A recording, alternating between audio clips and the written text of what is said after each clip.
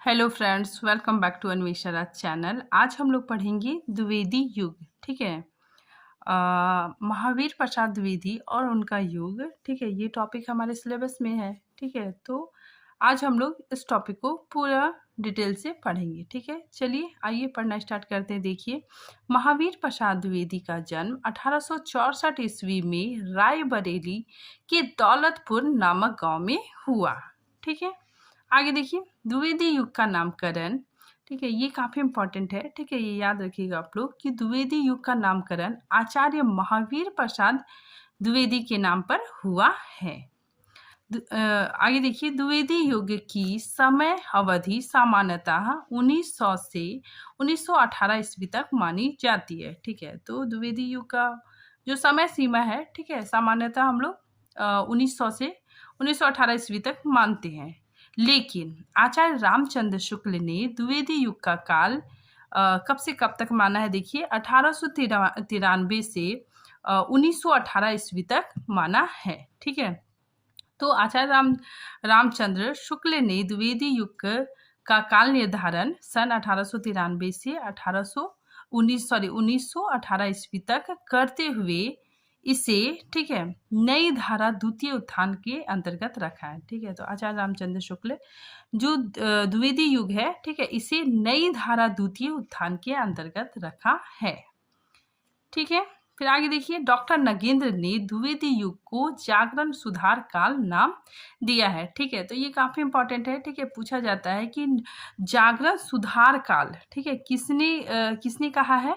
तो डॉक्टर नगेंद्र ने द्विवेदी युग को जागरण सुधार काल नाम दिया है। आगे देखिए, सरस्वती पत्रिका के प्रकाशन वर्ष से द्विवेदी युग का आरंभ स्वीकार किया गया है।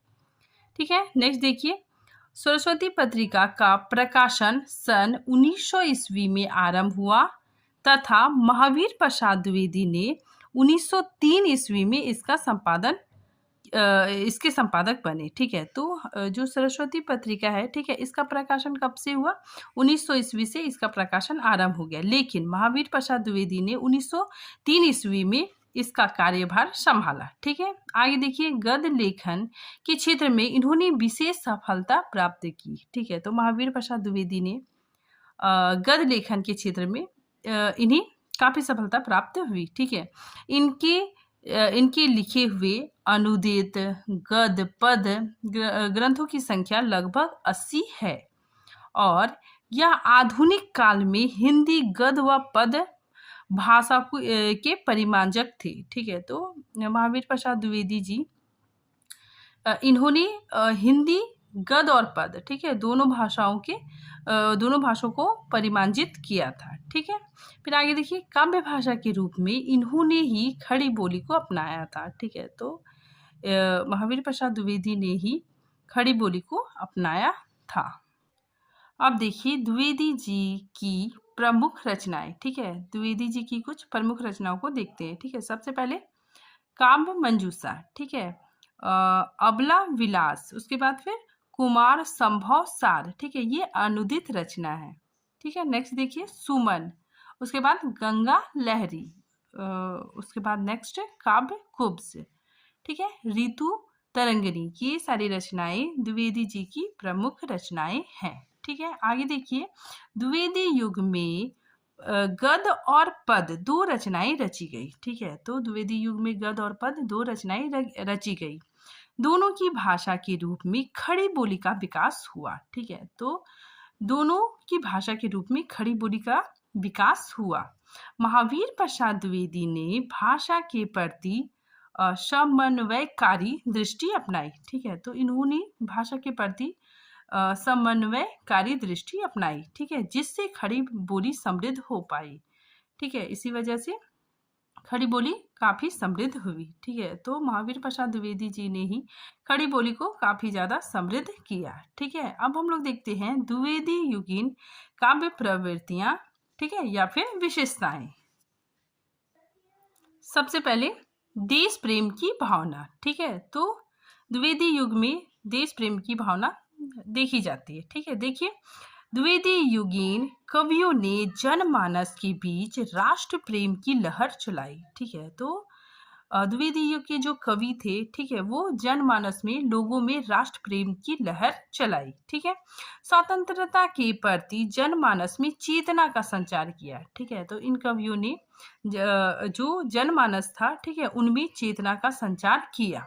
इस युग के रचनाकारों का राष्ट्र प्रेम भारतेंदु युग की भांति सामाजिक रुदन से जुड़ा हुआ नहीं था। ठीक है, तो इस कवि के जो रचनाकार थे, ठीक है, वो भारतेंदु युग के भांति सामाजिक रुदन से जुड़ा हुआ नहीं था, बल्कि समस्याओं के कारणों पर विचार करने के साथ साथ उसके साथ समाधान ढूंढने तक जुड़ा है। ठीक है, तो द्विवेदी युग में क्या देखा जाता है कि जो समस्या है, ठीक है, समस्या के कारण और उसके समाधान ढूंढने का प्रयास किया गया है। ठीक है, इसका हम लोग एक एग्जाम्पल देखते हैं। देखिए, हम क्या थे और क्या हो गए और क्या होंगे अभी। ठीक है, आओ मिलकर विचारे। ठीक है, आओ मिलकर विचार करें। ठीक है, तो आओ मिलकर विचारे ये समस्याएं सभी। आगे देखिए, यह युग कारणों की जड़ तक पहुंचने के बाद उत्सर्ग और बलिदान के माध्यम से अपनी खोई हुई, ठीक है, अपनी खोई हुई अस्मिता को प्राप्त करने के लिए प्रेरणा का माध्यम भी रहा। ठीक है, तो जो जनमानस था, ठीक है, उसमें क्या हो गया था कि वो अपनी संस्कृति, ठीक है, अपनी संस्कृति को पूरी तरह से भुला चुके थे। ठीक है, तो वो खोई हुई अस्मिता को प्राप्त करने के लिए प्रेरणा का माध्यम भी रहा। ठीक है, इसका एग्जाम्पल देखिए हम लोग, देशभक्त वीरों, मरने से कभी ना डरना होगा। ठीक है, प्राणों का बलिदान की वेदी पर करना होगा। आगे देखिए, सामाजिक समस्याओं का चित्रण। ठीक है, यह युग सुधारवादी युग भी कहलाता है। ठीक है, तो याद रखिएगा आप लोग कि यह जो द्विवेदी युग है, यह सुधारवादी युग भी कहलाता है। इस युग के कवियों ने सामाजिक समस्याओं जैसे दहेज प्रथा, नारी उत्पीड़न, छुआछूत, बाल विवाह आदि को अपनी कविता का विषय बनाया। ठीक है, प्रताप नारायण मिश्र ने नारी के वैधव्य जीवन और बाल विधवाओं की तरुण अवस्थाओं को देखकर रो पड़ते हैं। ठीक है, और उनकी रचना देखिए, ये क्या कहते हैं, कौन करीजा नहीं कसकत, सुनी विपत्ति बाल विधवावन की। ठीक है, तो द्विवेदी युग के जो कवि थे, ठीक है, वो जो नारी की समस्याएं हैं, ठीक है, दहेज प्रथा, नारी उत्पीड़न, ठीक है, छुआछूत, बाल विवाह, इन सब चीज़ों को भी अपनी कविता का विषय बनाते हैं। ठीक है, अब देखिए सामाजिक चेतना। द्विवेदी कालीन काव्य में सामाजिक कुरीतियों का विरोध किया गया है। ठीक है, तो द्विवेदी युग में क्या है कि सामाजिक कुरीतियों का विरोध किया गया है। ठीक है, जैसे विधवाओं की पीड़ाओं का वर्णन किया गया है। ठीक है, पिछड़े वर्ग की समस्याओं का चित्रण किया गया है। मैथिली शरण गुप्त ने अतीत के गौरव गान द्वारा सांस्कृतिक और सामाजिक महत्व को दिखाया है। ठीक है, तो मैथिली शरण गुप्त ने अतीत के गौरव का गान किया है। ठीक है, साथ ही सांस्कृतिक और सामाजिक महत्व को दिखाया है। द्विवेदी युग के कवियों ने समाज में जितनी भी परिस्थितियां थी, ठीक है, उन परिस्थितियों में सुधार लाने का प्रयास किया है। ठीक है, तो सुधार लाने का प्रयास अपने काव्य के द्वारा किया है। ठीक है, फिर नेक्स्ट देखिए, नैतिक एवं आदर्शवाद। ठीक है, तो ये भी द्विवेदी युग की विशेषता है। ठीक है, तो नैतिक एवं आदर्शवाद। ठीक है, देखिए, द्विवेदी युगीन काव्य आदर्शवाद एवं नीतिपरक था। ठीक है, तो ये काव्य कैसा था, आदर्शवादी था। ठीक है, और नीतिपरक था। आचार्य महावीर प्रसाद द्विवेदी नैतिकता एवं आदर्श के प्रबल पक्षधर थे। ठीक है, तो महावीर प्रसाद द्विवेदी नैतिक और आदर्श के पक्षधर थे। ठीक है, रीतिकालीन श्रृंगारिकता यहाँ दिखाई नहीं पड़ती है। ठीक है, तो जो रीतिकाल में जो श्रृंगारिक रचनाएं होती थी, ठीक है, तो वो चीज यहाँ पे दिखाई नहीं देती है। ठीक है, आगे देखिए, हरियोध कृत प्रिय प्रवास, मैथिली शरण गुप्त कृत साकेत, रंग में भंग, जयद्रथ वध व राम नरेश त्रिपाठी कृत मिलन आदर्शवादी कृतियां हैं। ठीक है, तो ये सारी कृतियां क्या है?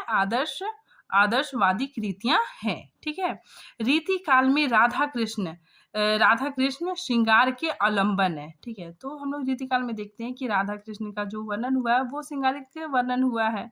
ठीक है, जबकि द्विवेदी युग में राधा लोक सेविका, ठीक है, वो क्या करती है? लोगों की सेवा करती है। ठीक है, तो लोक सेविका और समाज से सरोकार रखने वाली नारी सिद्ध होती है। आगे देखिए इतिवृत्तात्मकता। ठीक है, तो द्विवेदी युग का जो की रचना है, ठीक है, उसमें इतिवृत्तात्मकता भी देखने को मिलती है। ठीक है, अब प्रश्न उठता है कि इतिवृत्तात्मकता क्या है? ठीक है, तो इतिवृत्तात्मकता क्या है कि कथा शैली में कविताएं लिखी जाती थी। ठीक है, मतलब कथा के रूप में कविताएं, ठीक है, लिखी जाती थी। ठीक है, देखिए इतिवृत्तात्मकता, ठीक है, इतिवृत्तात्मकता का अर्थ होता है वस्तु वर्णन। ठीक है, मतलब वस्तु का वर्णन। ठीक है, जो चीज को मैंने जैसा देखा एज इट इज वैसा ही वर्णन कर देना। ठीक है, मोटे मोटे तौर पे मतलब उसी तरह से वर्णन करना। तो इतिवृत्तात्मकता का अर्थ होता है वस्तु वर्णन या फिर आख्यान की प्रधानता। ठीक है, इतिवृत्तात्मकता द्विवेदी युग की कविताओं की सबसे प्रमुख प्रवृत्ति रही है। ठीक है, तात्पर्य द्विवेदी युग के रचनाकारों ने समाज में नवजागरण लाने हेतु कविता से सिंगारिकता, ठीक है, और लाक्षणिकता का बहिष्कार किया। ठीक है, तो जो द्विवेदी युग के कवि थे, ठीक है, वे कविता में सिंगारिकता का बहिष्कार कर देते हैं। ठीक है, और कथनात्मक शैली, ठीक है, कथा के द्वारा कथनात्मक शैली में काव्य रचा और लोगों को संदेश दिया। ठीक है, इस काव्य शैली के लिए उन लोगों ने इतिहास के विभिन्न पौराणिक कथाओं एवं उसके पात्रों को चुना। ठीक है, तो इस शैली के द्वारा जो लेखक होते थे वो क्या करते थे? इतिहास के विभिन्न पौराणिक कथाओं को लेते थे। ठीक है, और उसका वर्णन करते थे। ठीक है, पौराणिक कथा और उनके पात्रों को चुनते थे। ठीक है, आगे देखिए इतिवृत्तात्मकता का उदय आदर्शवादी और बौद्धिकता के कारण हुआ तथा इतिवृत्तात्मकता के कारण इस काल की कविता में सहजता और सरलता देखी जा सकती है। ठीक है, तो इतिवृत्तात्मकता के कारण कविता क्या हो जाती थी? सहज और सरल हो जाती थी। ठीक है, फिर आगे देखिए धर्म और मानवतावाद। ठीक है, ये भी विशेषता है। देखिए ऐसा नहीं है कि द्विवेदी युग में धर्म संबंधित कविताएं नहीं लिखी गई, बल्कि इस युग में पौराणिक धार्मिक पात्रों के आधार पर बहुत सारी कविताएं लिखी गई। ठीक है, तो पौराणिक, ठीक है, धार्मिक पात्रों के आधार पर बहुत सारी कविताएं लिखी गई, परंतु उन पात्रों के माध्यम से वह मानवतावाद का उपदेश देते थे। ठीक है, तो कवि लोग क्या करते थे? मानवतावाद का उपदेश देते थे। इस युग के कवियों का विश्वास है कि ईश्वर प्राप्ति मानव प्रेम से संभव है। ठीक है, तो इस काल के कवि क्या करते थे? मानवतावाद को महत्व देते थे। ठीक है, और साथ ही मानवतावाद का उपदेश देते थे। ठीक है, आगे देखिए सदुद्देश्यता एवं कर्मवाद का संदेश। ठीक है, इसमें देखिए द्विवेदी युग के कवि मात्र मनोरंजन करने के लिए कविता नहीं करते थे, वरन उनका कविता कर्म, राष्ट्र उत्थान, समाज उत्थान आदि के लिए था। ठीक है, तो इस युग के जो कवि थे, ठीक है, उनका मात्र मतलब लक्ष्य मनोरंजन करना नहीं था। ठीक है, कविता का लक्ष्य केवल मनोरंजन करना नहीं था, बल्कि कविता का जो कर्म है, ठीक है, वो राष्ट्र उत्थान और समाज का उद्धार करना आदि था। आगे देखिए कर्मवाद का संदेश। ठीक है, तो देखिए द्विवेदी युगीन कवियों की भारतीय समाज को सबसे बड़ी देन यही है कि उन्होंने भाग्यवाद चंगुल में फंसे देशवासियों को कर्मठ बनाने की प्रेरणा दी। ठीक है, तो इस युग के कवि जो जनता थी, ठीक है, उसे मतलब भाग्य पर भरोसा करने के बजाय अपने कर्मों को मतलब कर्म पे ध्यान देना चाहिए था। ठीक है, तो इसमें यही बताया जा रहा है कि भाग्यवाद चंगुल में फंसे देशवासियों को कर्मठ बनाने की प्रेरणा दी। ठीक है, नेक्स्ट देखिए नारी का उत्थान। ठीक है, तो ये भी प्रमुख विशेषता है। ठीक है, द्विवेदी युग के कवि नारी के संबंध में उस भारतीय मान्यता को नहीं मानते जो नारी को शील, विनम्रता आदि के आवरण में पुरुष का गुलाम बना देती है।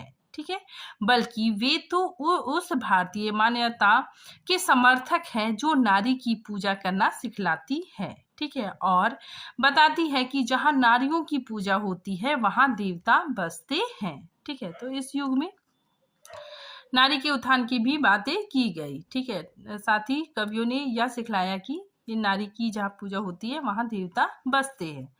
ठीक है, इस काल के कवियों ने नारी के महत्व को समझा। ठीक है, उस पर होने वाले अत्याचारों का विरोध किया। अब नारी को लोक हित, ठीक है, लोगों की भलाई, लोक हित की आराधना करने वाली मानी गई। ठीक है, आगे देखिए, द्विवेदी युग काव्य धारा में उपेक्षित नारियों को अपने काव्य में स्थान दिया। ठीक है, तो द्विवेदी युग के जो कवि थे, ठीक है, वो जो उपेक्षित नारी थी, ठीक है, समाज में जो उपेक्षित नारियां थी, ठीक है, उसको भी अपने काव्य में स्थान दिया।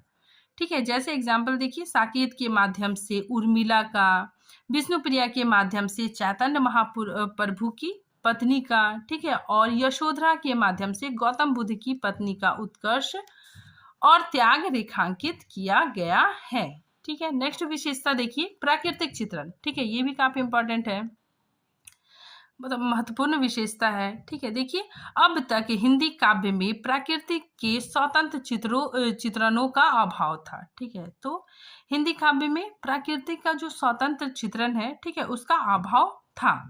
प्राकृतिक का चित्रण मात्र उद्दीपन के रूप में होता था। ठीक है, तो भारतेंदु युग में, ठीक है, या उससे पहले प्राकृतिक का चित्रण मात्र उद्दीपन के रूप में होता था। ठीक है, यहाँ तक कि भारतेंदु युग में भी प्राकृतिक चित्रण के कुछ स्वतंत्र चित्र के अतिरिक्त, ठीक है, मतलब थोड़ा बहुत स्वतंत्र चित्र होता था। ठीक है, तो कुछ स्वतंत्र चित्रों के अतिरिक्त परंपरागत रूप को ही अपनाया गया। ठीक है, तो भारतेंदु युग में भी क्या हुआ, प्राकृतिक चित्रण परंपरागत रूपों को ही अपनाया गया। लेकिन द्विवेदी युग के कवियों का ध्यान प्रकृति के यथातथ्य की ओर गया। ठीक है, इन्होंने प्रकृति का आलम्बन, ठीक है, आलम्बन, मानवीकरण तथा उद्दीपन आदि रूपों में चित्रित किया। ठीक है, इनके प्राकृतिक चित्रण में देश प्रेम की झलक भी देखी जा सकती है। ठीक है, तो द्विवेदी युग में जो प्राकृतिक चित्रण है, ठीक है, वो मतलब काफी सौंदर्यपूर्ण हुआ। ठीक है, और इसमें प्राकृतिक चित्रण अवलंबन रूप में, मानवीकरण रूप में, ठीक है, और उद्दीपन आदि रूपों में भी चित्रण हुआ।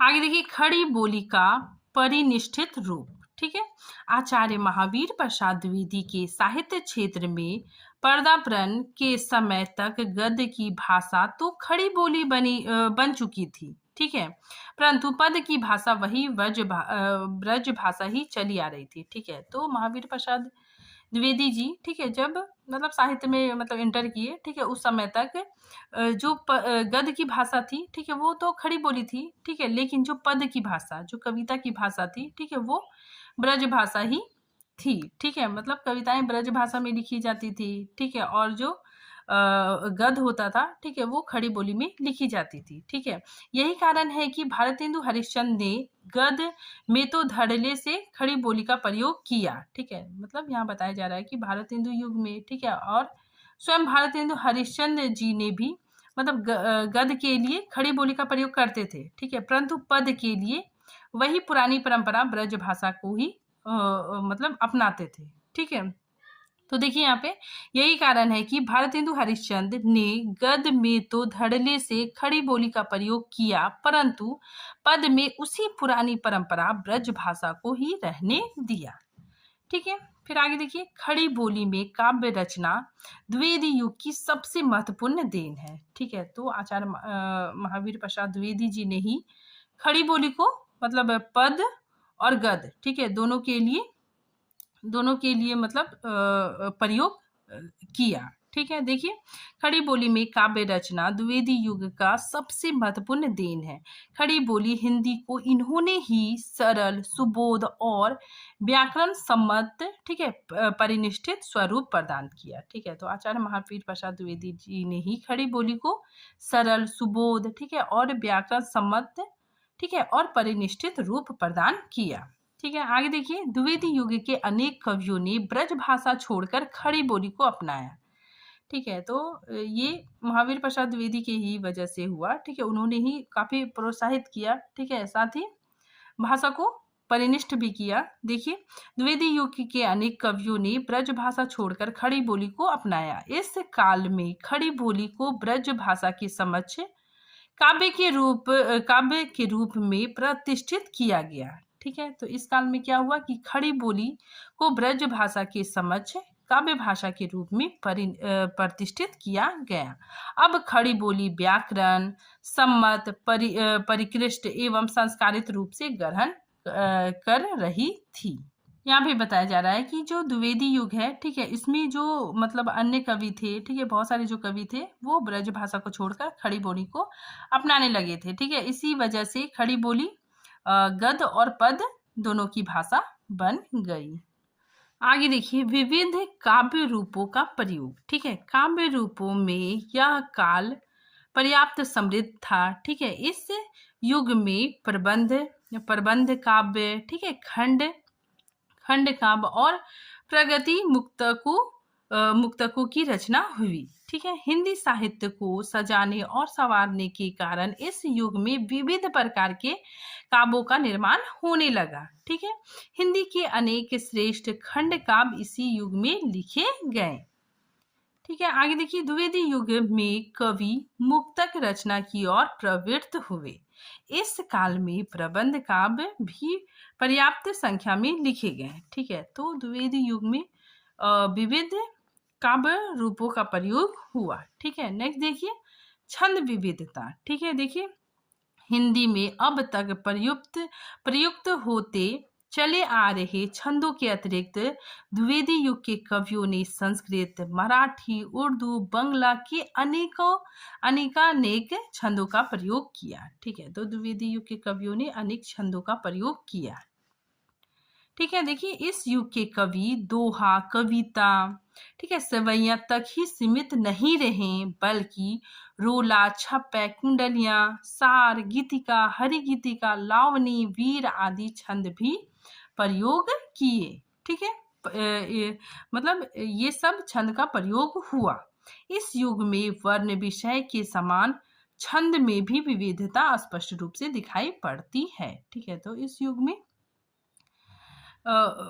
छंदों में विविधता दिखाई पड़ती है। ठीक है, अब हम लोग देखते हैं निष्कर्ष। ठीक है, देखिए, निष्कर्ष में हम लोग देखते हैं कि द्विवेदी युग हिंदी साहित्य का नवजागरण काल था। ठीक है, तो द्विवेदी युग हिंदी साहित्य का नवजागरण काल था। इस काल में विभिन्न पत्र पत्रिकाओं का भी विकास हो चुका था।